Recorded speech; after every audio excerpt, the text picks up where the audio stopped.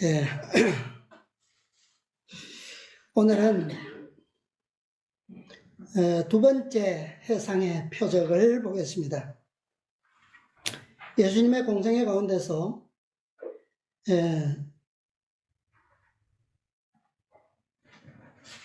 그 바다에서 표적을 행하신 적이 5번 있습니다. 그 5번의 표적 가운데서 오늘은 두 번째 일어났던, 우리 첫 번째 표적은 했었죠. 올 초에 제가 그게 뭡니까? 베드로가 물고기를 2배에 가득 잡은 그런 일이 있었죠. 오늘은 이 두 번째 표적입니다. 자, 두 번째 바다에서, 갈릴리 바다에서 행하셨던 표적이 뭘까요? 두 번째 상의 표적과 둘째 천사의 기별입니다. 둘째 천사의 기별.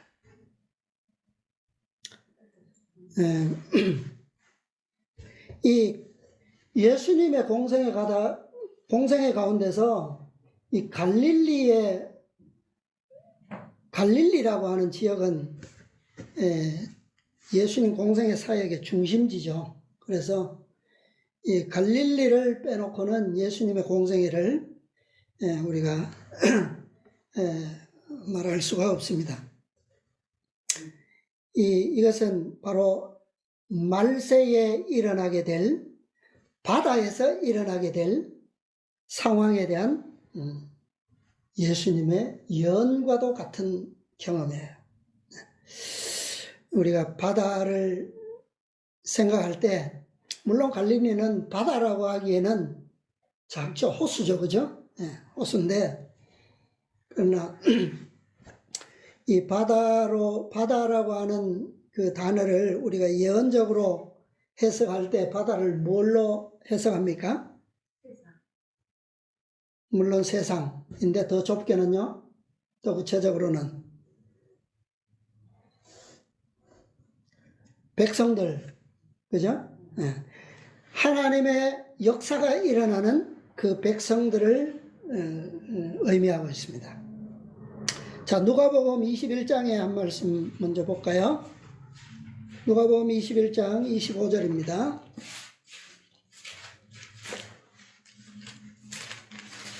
자, 여기에 보면 예수님의 예언 가운데서 재림의 징조죠.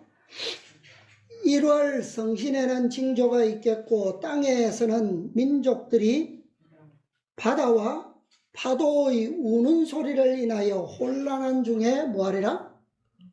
곤고하리라 그랬어요.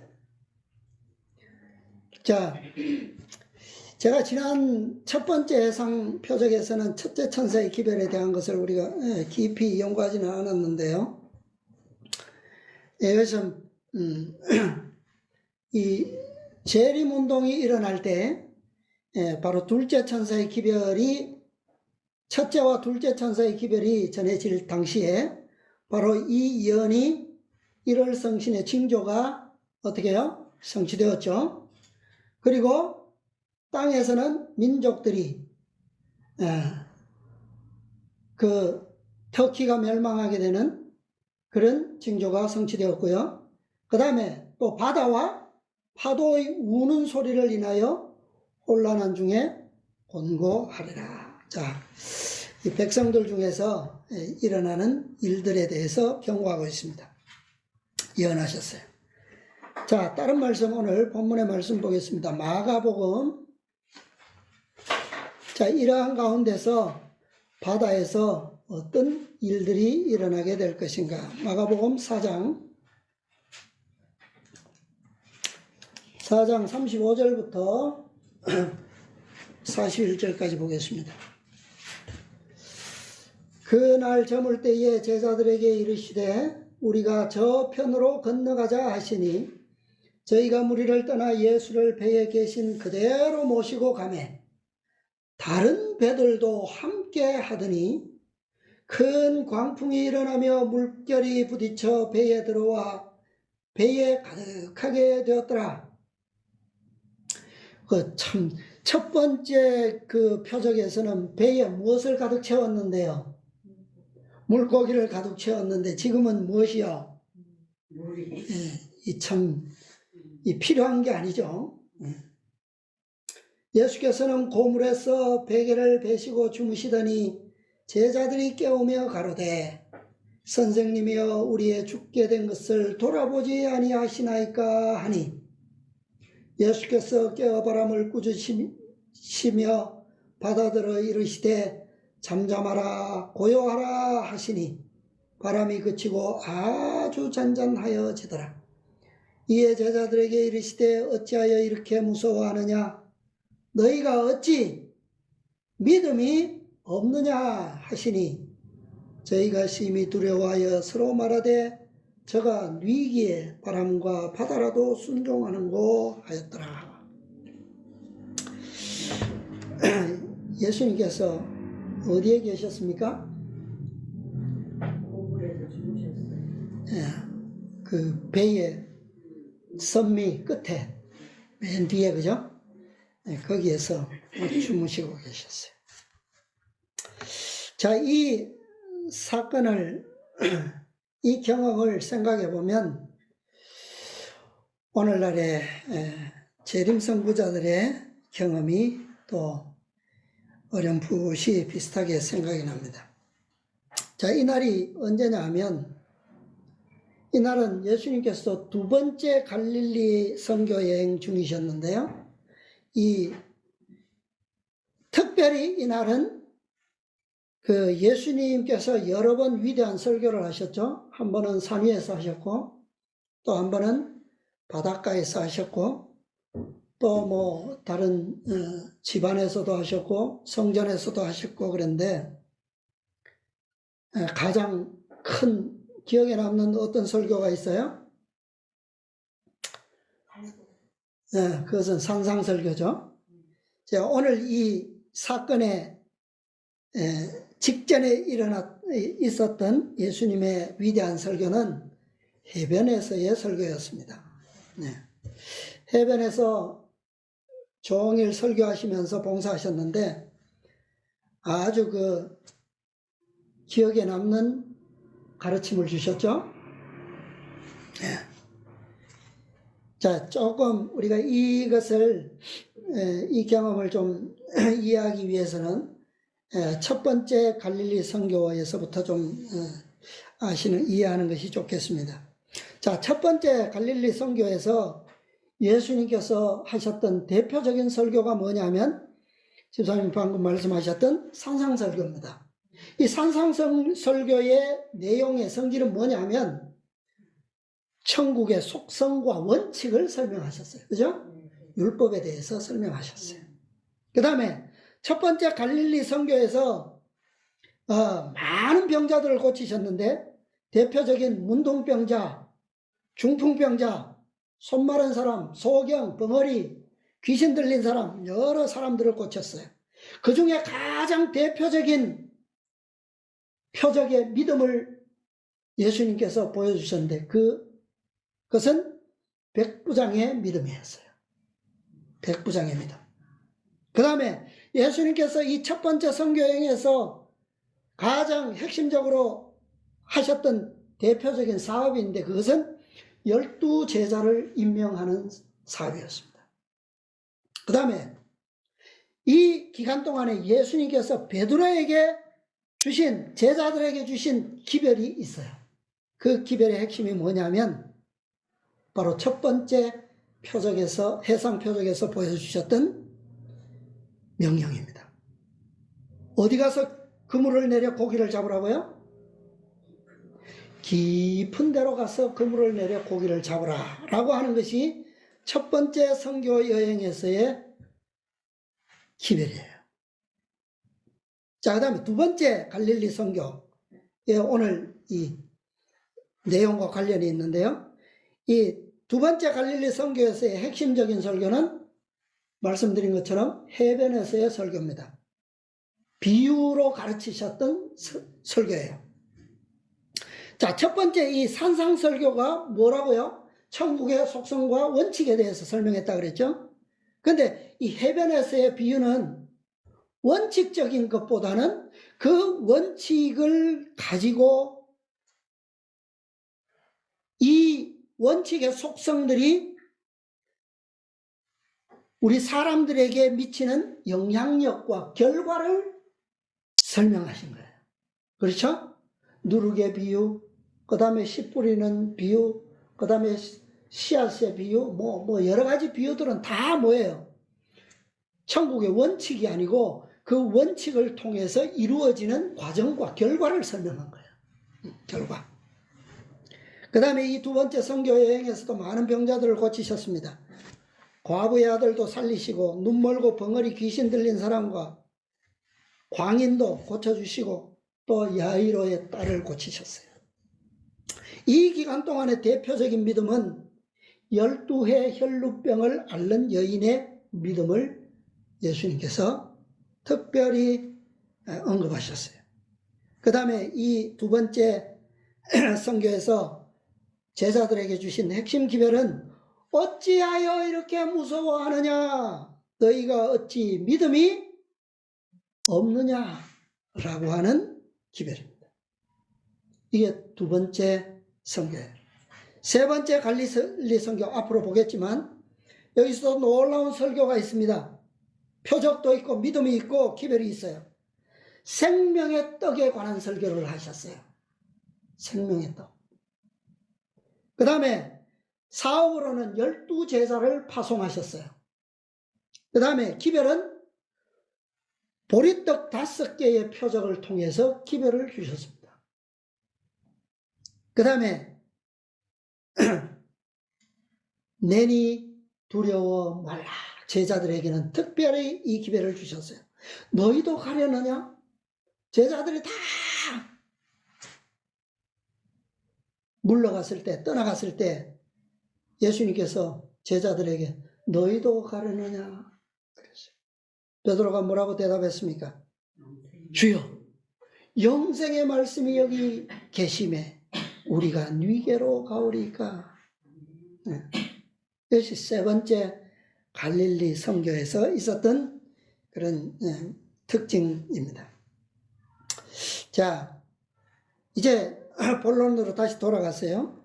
예수님께서 이날의 두 번째 선교 여행 중에서 바닷가에서 배에 오르셔서 하루 종일 가르치시고 병자들을 치료하셨어요. 저녁이 다 되었는데도 사람들은 계속 밀려옵니다. 그분은 종일 쉬시지도 못하셨고 잡수시지도 못하셨어요. 근데 이날만 그랬던 게 아니에요. 그분의 봉사는 날마다 밀려드는 군중들 때문에 쉴 틈이 없으셨어요. 이날도 날이 다 저물어서 사람들은 끊임없이 밀려오지만 그럼에도 불구하고 더 이상 예수님도 어때요? 그분의 육체는 뭐 지칠 줄 모릅니까? 피곤하시지 않습니까? 피곤하시. 네. 이제서 피곤함을 느끼시고 쉬시기로 이제 마음에 좀 결심을 하셨어요. 그래서 그동안에도 참 쉬어야 했죠. 그죠? 그럼에도 불구하고 쉬실 수 있는 그런 형편이 사실은 못 됐습니다. 왜냐하면 그 갈릴리 지역에서는 그분이 마땅히 쉴 수가 없으셨어요. 사람이 몰려오니까 이른 아침부터. 그래서 쉬시기 위해서 결심을 하시고 제자들에게 하신 말씀이 이거예요. 우리가 어디로요? 저편으로 건너가자. 그래서 그분께서 쉬실 수 있는 가장 좋은 한적한 장소는 호수를 건너서 저편으로 건너가야지만 그나마 조금 쉴 수 있는 상황이 될 수가 있었어요. 왜냐하면 이 호수 이쪽 가버나움이나 디베라 이쪽은 유대인들이 많이 살고 저 건너서 저편 동쪽에는 유대인들보다는 이방인들이 더 많이 살았기 때문에 이 서로의 교류가 거의 없었어요. 그렇기 때문에 예수님이 그쪽으로 가시면 좀 여유가 쉬실 수가 있었기 때문입니다.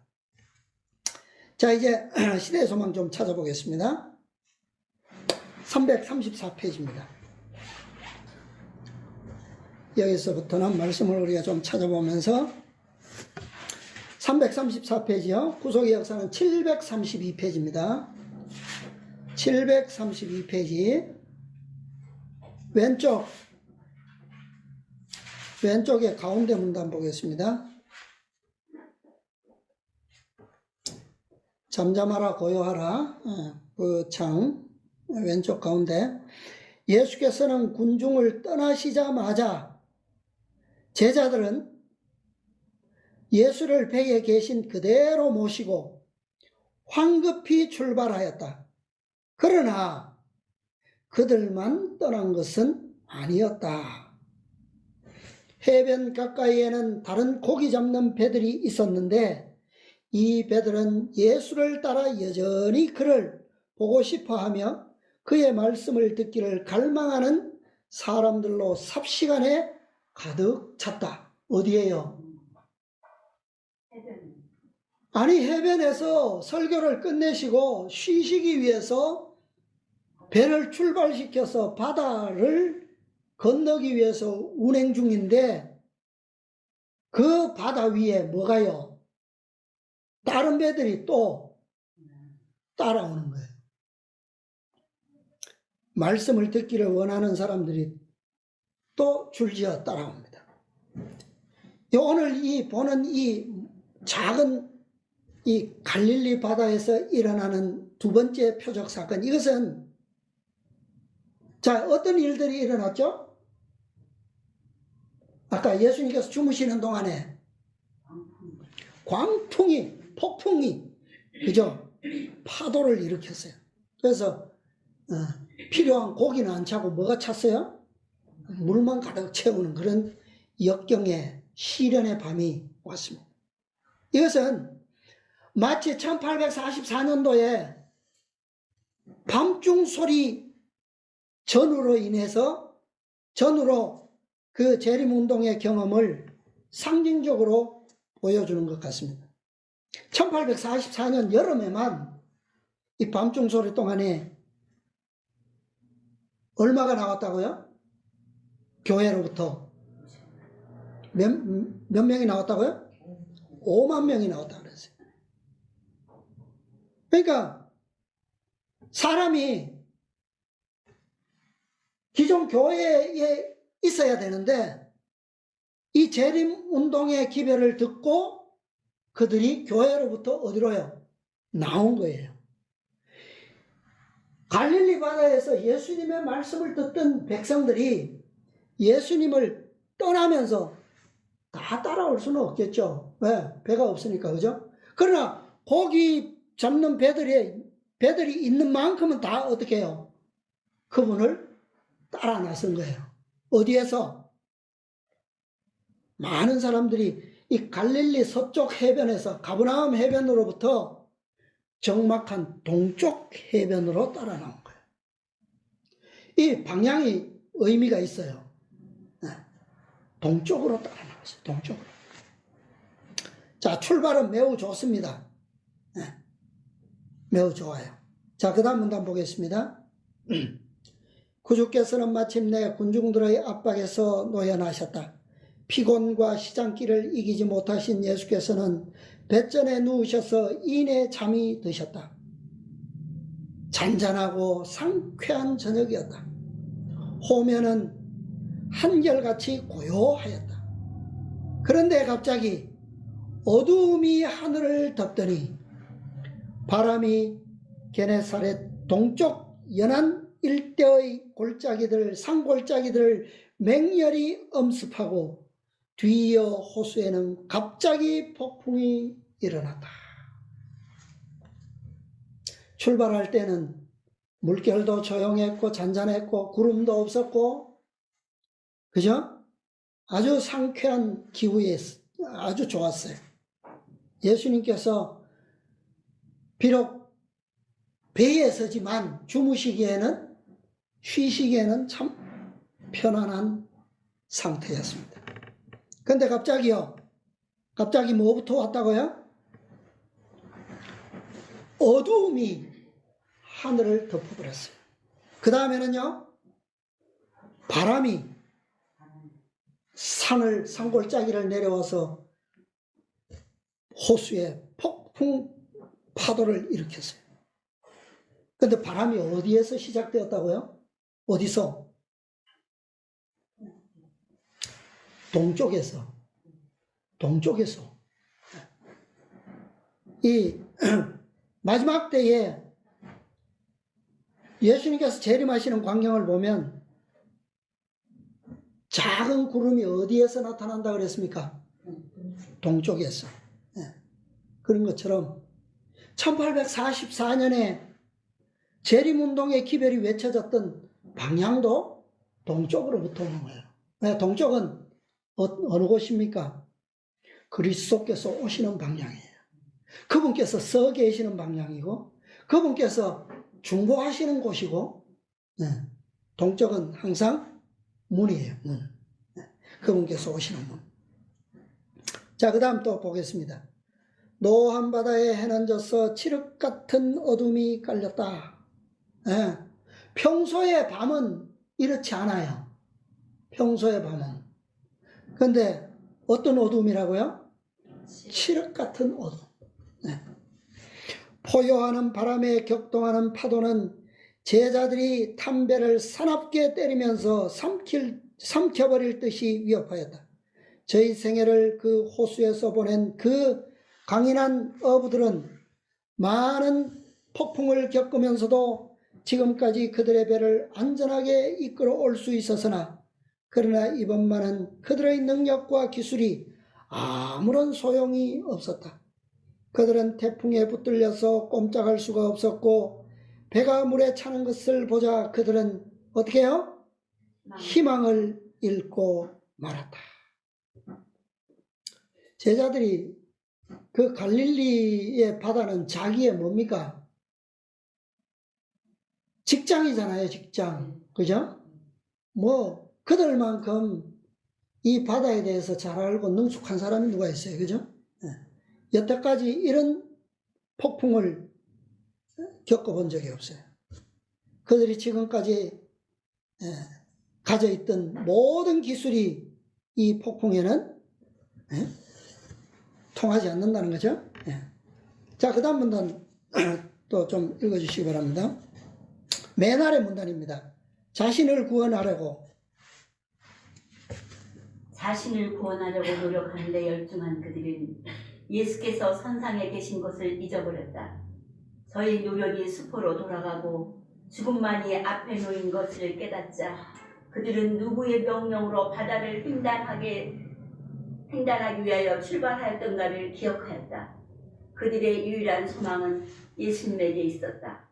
무기력과 절망 속에서 그들은 선생님이여, 선생님이여 하고 부르짖었다. 그러나 짙은 암흑은 그들의 시야에서 그분을 숨겼다. 그들의 목소리는 태풍의 노성에 삼켜졌으며 아무 대답도 없었다. 의욕과 공포가 그들을 엄습하였다.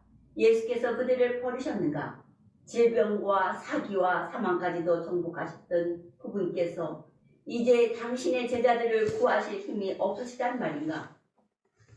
빅탄 가운데 있는 그들을 왜 돌아보지 아니하시는가?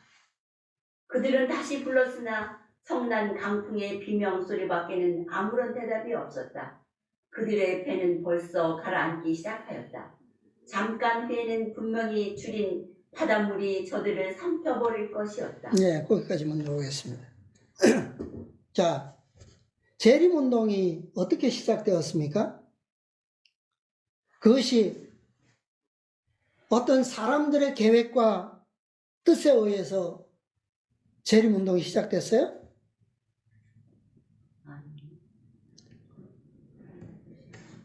그것은 그죠? 예언과 하나님의 계획에 의해서 그죠? 시작된 거 아닙니까? 그렇죠? 그 시간표는 이미 오래전에 하나님께서 다 세워놓으신 거죠. 그리고 그것을 다 요한을 통해서 보여주셨어요. 자, 다시 말하면 이 모든 계획은 누구로부터 시작된 거예요? 하나님께로부터 시작된 거 아닙니까? 그죠? 자, 이 배를 타고 저 갈릴리 저편 동편으로 가고자 하는 계획은 누구로부터 시작된 거예요? 예수님께서 저편으로 건너가자라고 하셨어요. 그리고 그 배에 예수님께서 계셨어요. 그런데 제자들은 그 사실을 잊어버렸어요. 무엇 때문에요? 폭풍 때문에, 시련 때문에. 그런데 예수님을 발견한 게 아니죠. 예수님께서 이 여행의 원인이었다는 사실을 그들이 깨달았을 때 예수님을 불렀어요. 근데 그렇게 부르짖었음에도 불구하고 대답이 있었습니까? 없어요. 예수님께서 저들과 동행하고 계셨고 저들 중에 계셨지만 제자들은 주님을 잊어버렸고 저들의 시야에서 가려진 바 되셨어요. 그죠? 마치 1844년 재림운동 당시에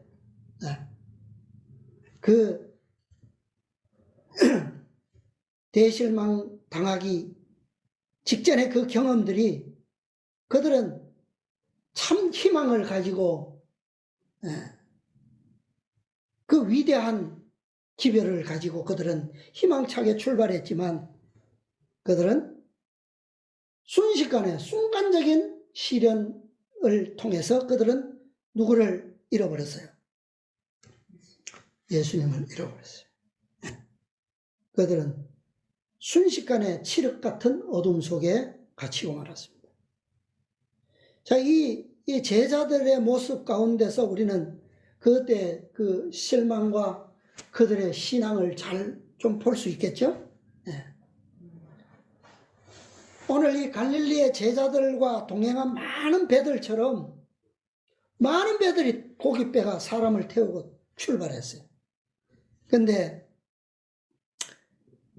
예수님과 함께 가고 있음에도 불구하고 함께 동쪽을 향해 출발했음에도 불구하고 그들은 대부분이 다 제자들까지도 다 예수님을 잃어버렸어요. 그런데 예수님을 기억하기는 했지만 예수님을 뭐 할 수는 없었어요. 볼 수는 없었어요. 그때에 예수님을 발견하게 됩니다. 자, 그 다음 문단 보겠습니다. 갑자기 읽어주세요. 갑자기 번갯불이 암흑을 꿰뚫자 그들은 예수께서 그 소동에도 아랑곳하지 않고 누워 주무시는 것을 보았다. 그들은 놀람과 절망으로 선생님이여 우리를 죽게 된 것을 돌아보지 아니하시나이까 라고 외쳤다. 제자들이 위기 가운데서 죽음과 싸우고 있을 때 그분께서는 어떻게 그토록 평안히 쉬실 수 있으셨을까?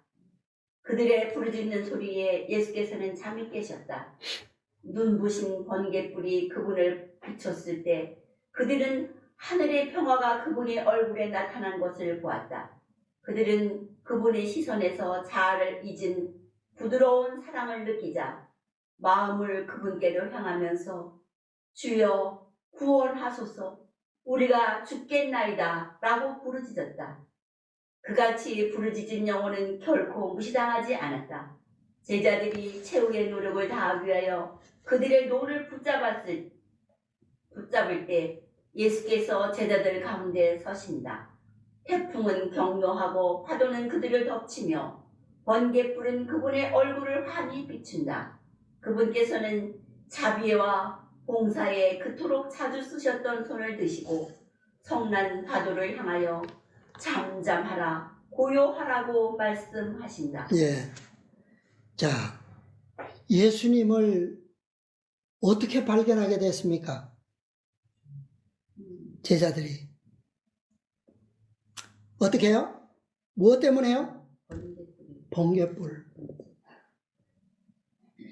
번개불이 순식간에 그들의 주변을 환하게 비쳤어요. 그럴 때에 제자들이 예수님의 그 주무시는 그 모습을 보게 됐습니다.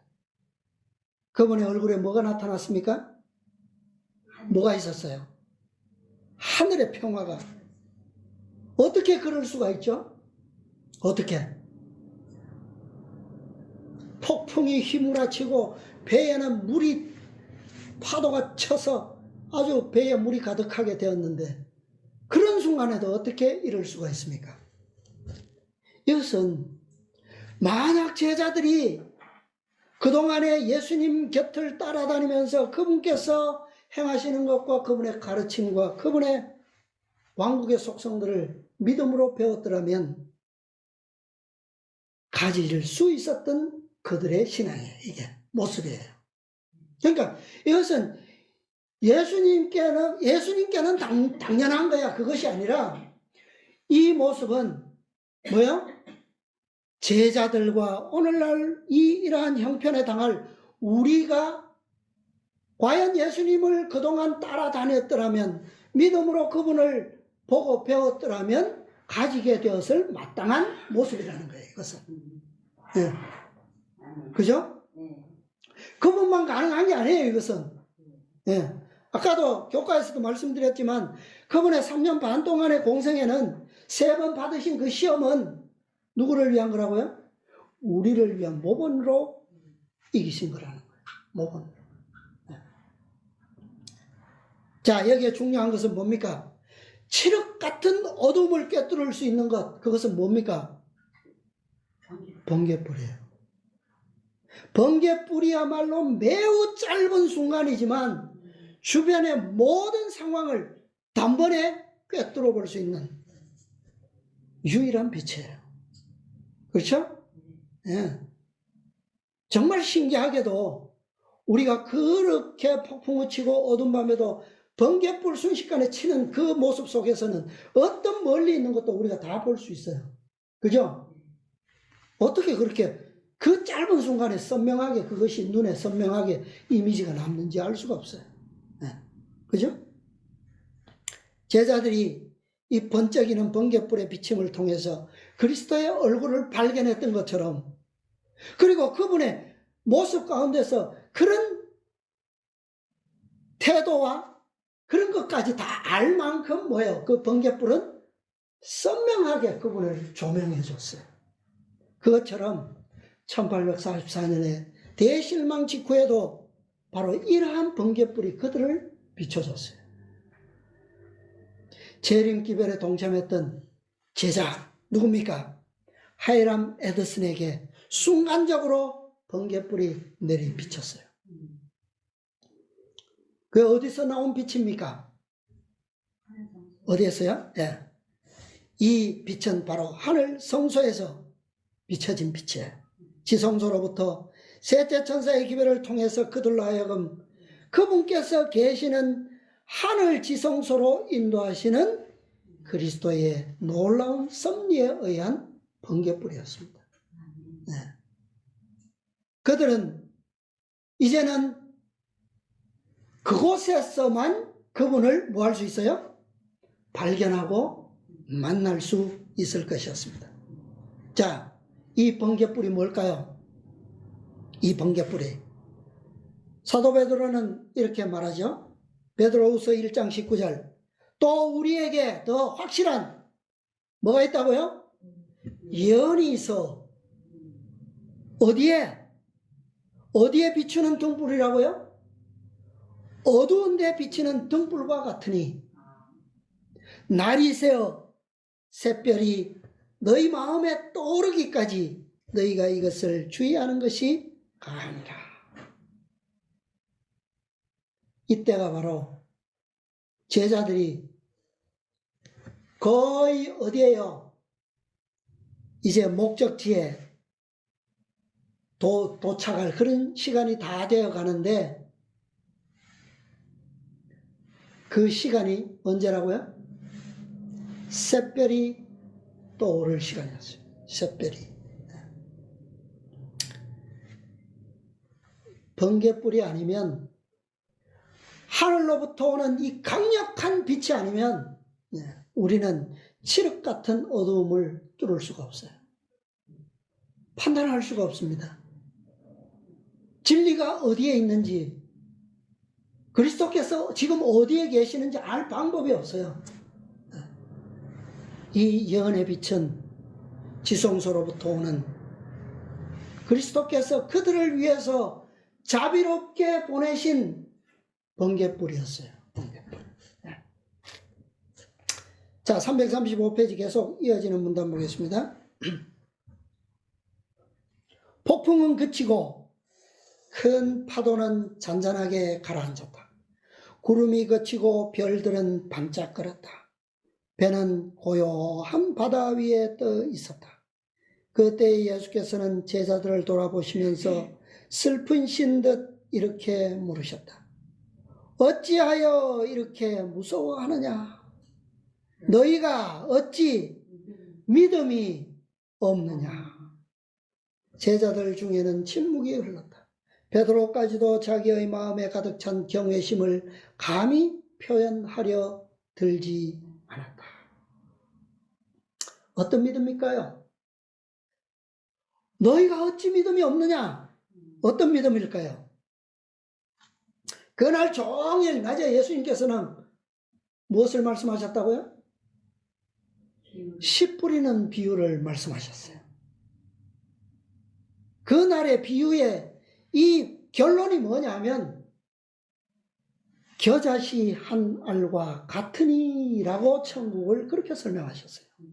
네. 어떤 믿음이라고요? 겨자씨 한 알만 합니다.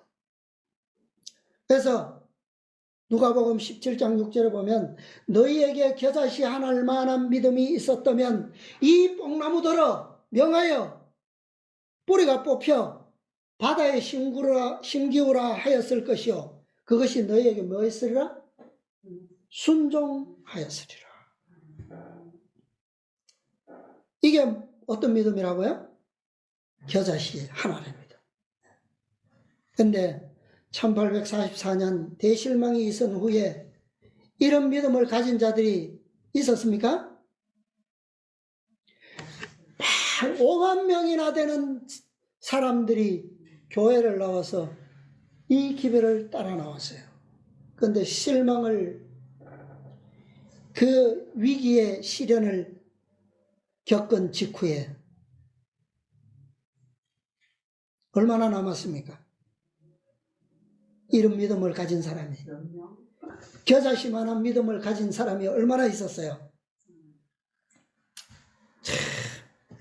그러니 우리가 이런 상황을 우리가 좀 생각해 보면 이 겨자씨만한 하나님만한 믿음이 얼마나 위대한 일을 성취한다라고 하는 사실을 우리가 알 수 있잖아요.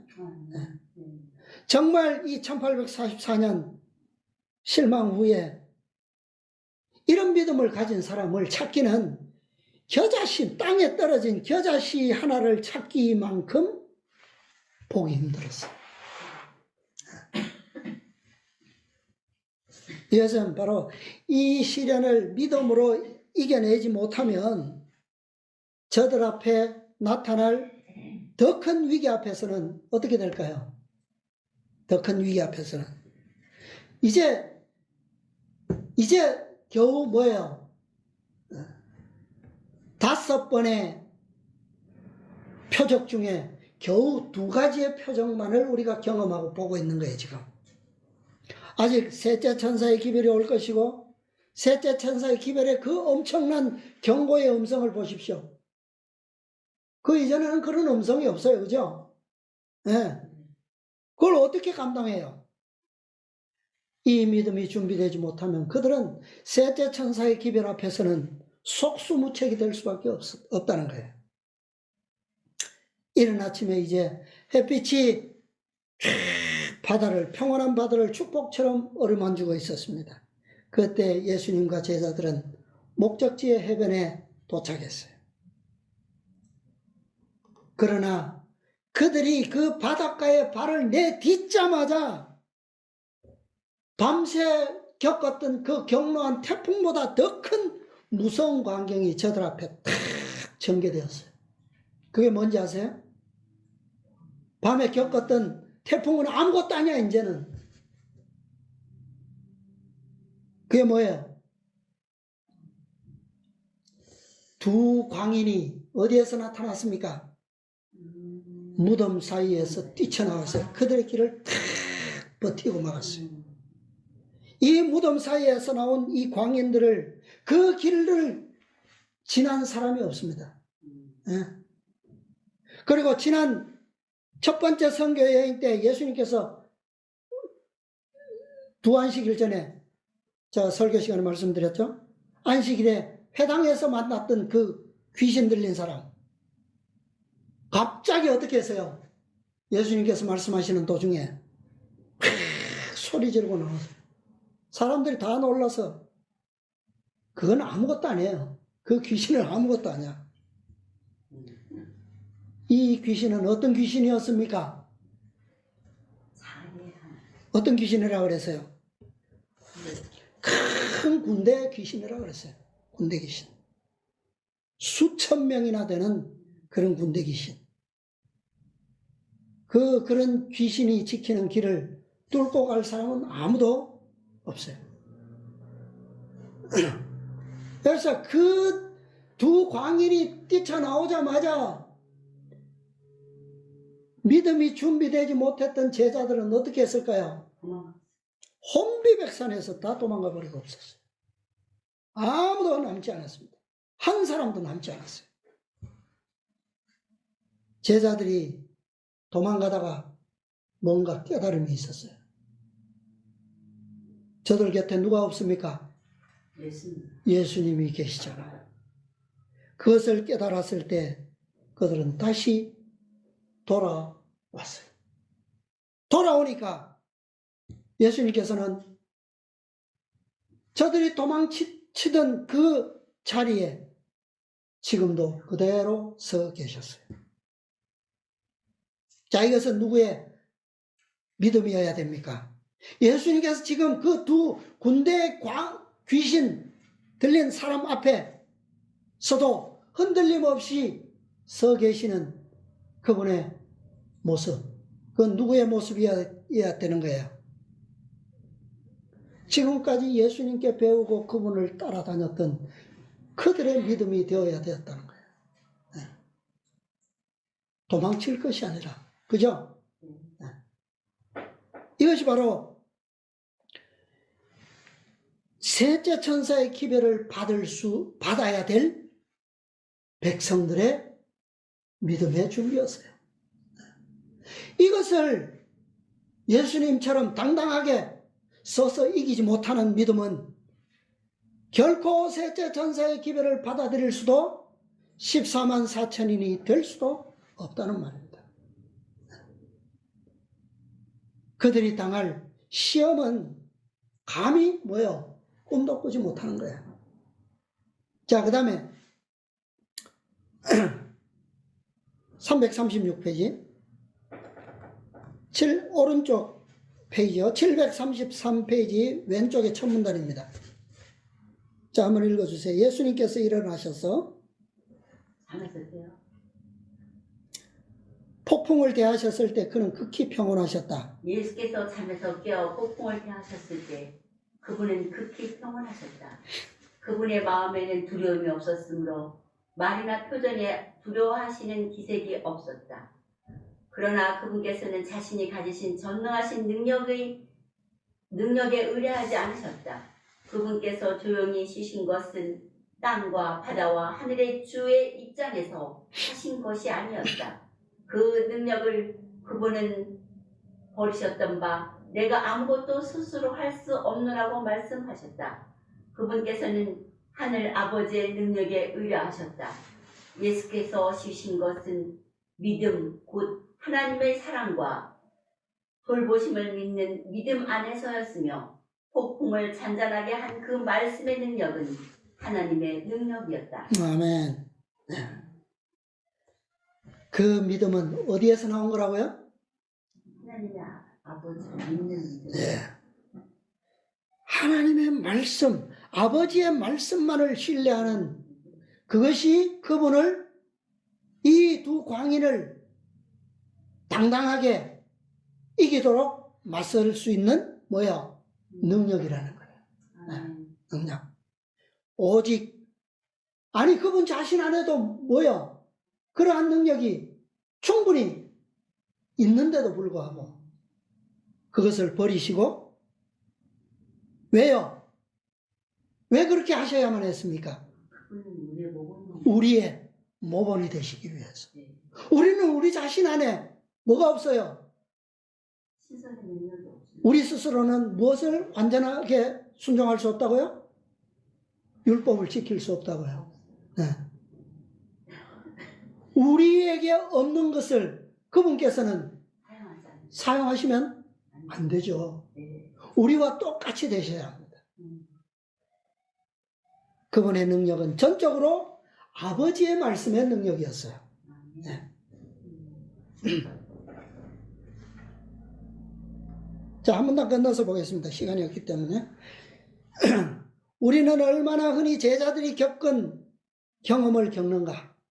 시험의 태풍이 점점 거세어지고 번개불이 무섭게 번쩍거리며 파도가 우리를 덮칠 때 우리는 우리를 도우실 수 있는 예수가 계심을 잊어버리고 홀로 폭풍과 싸운다. 아까도 말씀드렸지만 먼저 뭐 하라고요? 먼저 이기는 방법, 먼저 하나님께 순복하는 거예요.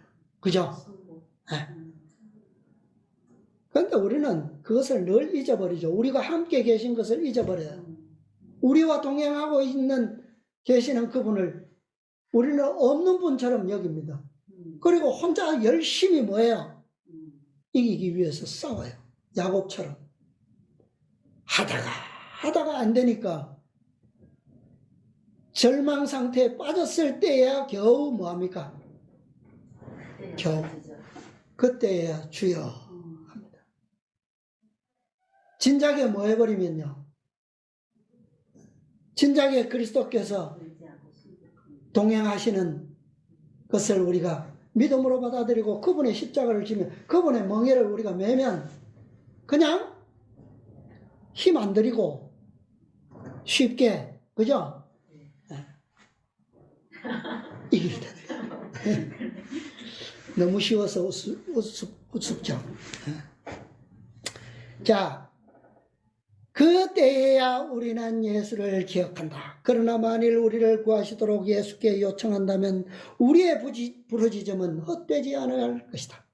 예수께서는 우리의 불신과 자기 신뢰를 슬프게 책망하시지만 우리가 요청하는 도움을 우리에게 주지 못하시는 일이 결코 없으시다. 아멘. 어디에서든요, 육지에서나 바다에서나 우리가 구주를 마음속에 모시고 있다면 두려워할 필요가 없다. 아멘. 주께 대한 산 믿음이 인생의 바다를 잔잔하게 할 것이요, 당신이 가장 좋다고 생각하시는 방식으로 우리를 위험에서 건져내실 것이다. 우리가 바다에서 칠흑 같은 어둠에서 폭풍을 만나든 찬란한 태양빛이 비치는 육지에 올라와서 상상도 못할 그런 군대 귀신을 만나든 어떤 믿음이 있다면요, 주께 대한 산 믿음. 얼마만큼 큰 믿음요? 겨자씨 하늘만의 믿음. 그것만 있다면. 아멘. 자, 이런 믿음에 준비된 사람들이 무엇을 받을 자격이 있다고요? 어떤 기별을요? 셋째 천사의 기별을 받을 수 있어요. 이렇게 준비되지 않은 사람이 셋째 천사의 기별을 백날 받아봐야 소용없어요. 왜? 자, 요 앞에 한번 볼까요?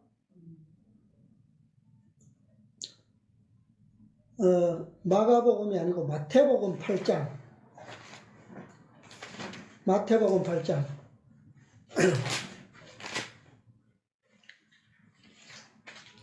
자, 마태복음 8장 23절부터 보면 오늘 아까 읽었던 그 말씀 같은 거예요. 네. 같은 말씀이에요. 호수의 폭풍. 근데 그 앞에 19절부터 보면 누가 나옵니까? 서기관. 한 서기관이 나와 예수께 말씀하되 선생님이요 어디로 가시든지 저는 뭐하리이다? 쫓으리이다. 누굽니까? 누구예요 이 사람이? 사개오? 예수님께서 부르시지 않았는데 스스로 제자 된 사람. 가룟 유다예요. 아. 이 가룟 유다가 여기서 그날 설교를 듣고 예수님을 따라서 한 배에 탔어요. 이 사람은 첫째 천사의 기별의 경험이 없는 사람이에요. 그래서 둘째 천사의 경험을 하고 셋째 기별을 받는다고 승리할 수 있습니까? 감당할 수 있어요? 없어요. 자, 이 믿음이 준비된 사람이 셋째 천사의 기별을 받는다 그랬는데요. 계시록 7장 1절에 어떤 말씀이 있습니까? 계시록 7장 1절. 2일 후에 내가 내 천사가 어디에 있다고요? 땅 내 모퉁이에 선 것을 보니 땅의 사방의 바람을 뭐해요? 바람을 붙잡아 바람으로 하여금 땅에나 바다에나 각종 나무에 불지 못하게 하더라. 이 믿음이 준비된 사람들에게는 이런 능력이 있어요. 정말 바람이 불지 않을까요? 불지 않을까요? 예수님께서 그 폭풍우가 치는 그 칠흑 같은 밤에 뭐하고 계셨습니까? 주무셨어요. 어떤 태도로? 평온한 태도로 하늘의 평화가 깃든 모습으로 주무셨어요. 그게 왜 가능합니까? 이 믿음이 있었기 때문에 가능한 거예요. 이 믿음을 준비한 사람들은 셋째 천사의 기별, 이 계시록 7장 1절의 사건이 언제 일어나는 거예요? 셋째 천사의 기별이 하나님의 인을 가진 천사가 인을 치는 시기 동안에 이 명령을 뭐 하는 거예요? 바람을 붙잡고 있으라고 하는 거예요. 그죠? 지금이잖아요. 지금 바람이 없어요? 온갖 바람이 불고 있지 않습니까? 그죠? 그럼에도 불구하고 예수님처럼 뭐 할 수 있어요? 하늘의 평화로 쉴 수 있다는 거예요. 지금. 이것을 믿으면 다음부터는 파도 치는 바다 위를 아무렇지도 않게 뭐 할 수 있다고요? 걸어갈 수가 있어요. 그게 셋째 천사의 기별을 경험하는 사람들입니다. 예수님께서 갈릴리 바다에서 세 번째로 행하신 표적이 바로 호수 위를 뭐 하시는 거예요? 걸어가시는 거야. 근데 그 호수가 철판처럼 잔잔했습니까? 파도 치고 있었어요. 여전히. 둘째 표적처럼 폭풍우는 아니었지만 파도는 치고 있었어요. 그래서 베드로가 한두 발 내딛다가 뭐 보고요? 파도를 보고 가라앉은 거 아니에요. 그러나 예수님처럼 우리도 뭐 할 수 있다? 그렇게 걸어갈 수 있다. 파도 치는 바다 위를. 이게 셋째 천사의 기별의 능력이에요. 네. 이제 이렇게 경험한 준비된 믿음은 웬만한 역풍의 파도 쪼면 아무것도 아니에요. 이 밤에 제자들이 노를 저어서 건너편에서 다시 가버나움으로 돌아오는데 역풍을 만났어요. 밤새도록 노를 저었는데 목적지가 안 나와. 벌써 갔어야 되는데. 그런데 예수님은 어떻게 오셨어요? 그냥 그 파도, 역풍으로 치는 파도를 그냥 아무렇지도 않게 걸어오시는 거예요. 이게 셋째 천사의 기별이에요. 자, 이제 시간이 너무 많이 갔는데 좀 정리하겠습니다. 원고 67, 1903년 리벤 헤럴드 말씀에 이렇게 말씀하셨어요. 이것은 첫째 해상 표적의 말씀입니다. 그들이 고기를 잡을 때 성공한 것은 그리스도께서 그 배 안에 계셨기 때문이었다. 첫 번째 표적에서 베드로가 밤새도록 고기를 못 잡다가 예수님께서 타시고 저 깊은 데로 가서 그물을 내려봐라. 딱 내렸더니 고기가 많이 잡혔어요. 왜요? 왜 그런 결과가 왔다고요? 예수님. 그리스도께서 그 배 안에 계셨기 때문이었다. 예수님의 믿음이 그 배에 동행하지 않으셨다면 그들은 고기를 잡지 못했을 거예요. 깊은 곳이었다 할지라도, 그죠? 구주에 내재하시는 임재를 영혼을 낚는 일에 있어서도 동일하게 필요하다. 오늘 두 번째 기적도 마찬가지예요. 이것이 성공의 비결입니다. 그 폭풍우 치는 배가 물이 가득 차서 잠길 듯한 그 배가 안전하게 될 수 있었던 것. 파도가 멈추고 바람이 멈추고 고요하라, 잠잠하라. 왜 그렇게 됐습니까? 그곳에 그 배에 누가요? 예수님의 믿음이 그 배에 동행하고 계셨기 때문에. 그분과 동행하지 않는 어떤 수고도 밤새도록 하든 그것이 밤낮으로 하든 그 수고는 뭐예요? 헛수고일 뿐입니다. 우리의 수고가 축복이 되게 하려면, 이토록 놀라운 기적 같은 결과가 일어나려면 누가 동행하셔야 된다고요? 그리스도께서 우리와 함께 동행하셔야 됩니다. 아멘. 그리고 그분의 말씀만을 의지하는 믿음으로 행사할 때 그러한 축복이 임할 거예요. 자, 세 번째 해상 표적은 그리스도와 동역하는 거예요. 첫째와 둘째는 그리스도께서 일방적으로 해주셨습니다. 셋째는 동역하는 겁니다. 넷째 표적은 홀로 서는 거예요. 홀로 서는 거. 홀로 서는 믿음이 되어야 됩니다. 그것이 될 때 마지막 다섯째는 예수님 없이 제자들만 바다로 나갑니다. 다섯째는 우리 지난번에 했죠. 153마리 잡는 경험. 이것은 개인의 경험이 아니라, 개인의 믿음이 아니라 교회의 경험을 말씀하시는 거예요. 교회의 경험. 자, 한 말씀만 더 읽고 마치겠습니다.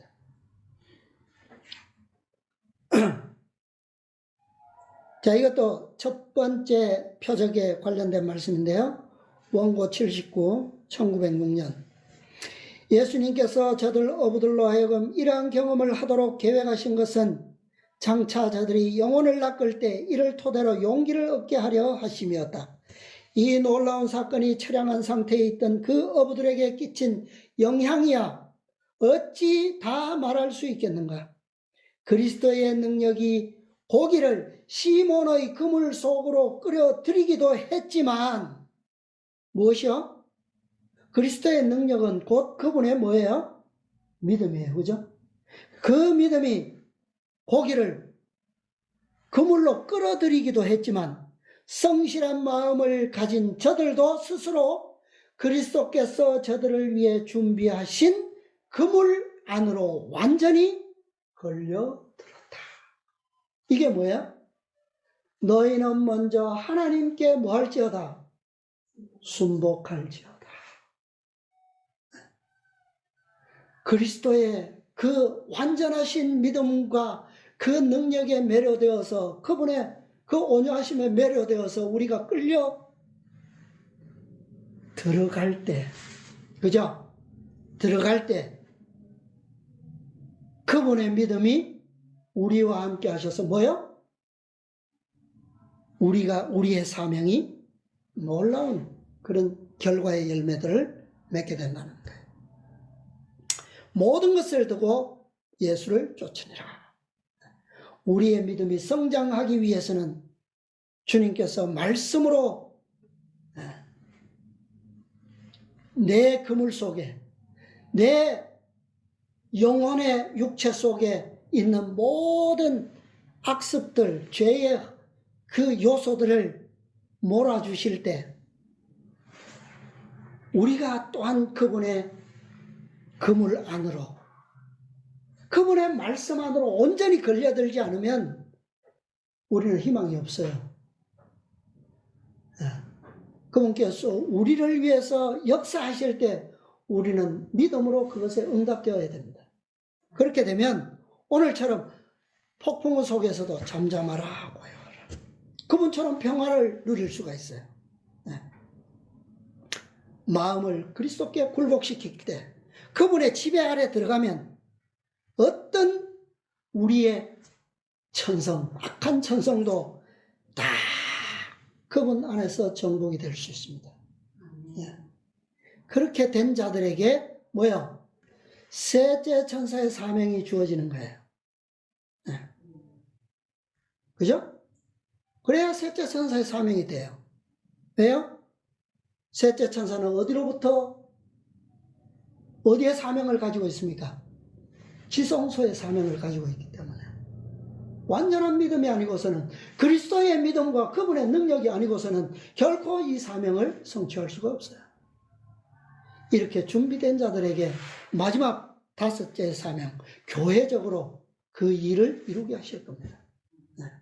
우리 모두 주님의 말씀, 아버지의 진리의 말씀만이 우리의 원칙이 되게 하고 우리의 삶의 동기가 되게 하고, 또 그리스도께서 보여주신 그 믿음의 능력이, 그분의 모본이 우리 속에 완전히 살아계셔서 우리 모두 이 놀라운 표적들, 영광스러운 이 마지막 사업들을, 사명들을 풍성하게 성취하시고 우리 모두 함께 주님의 영광에 동참하시게 되기를 간절히 바라면서 오늘 말씀을 마치겠습니다.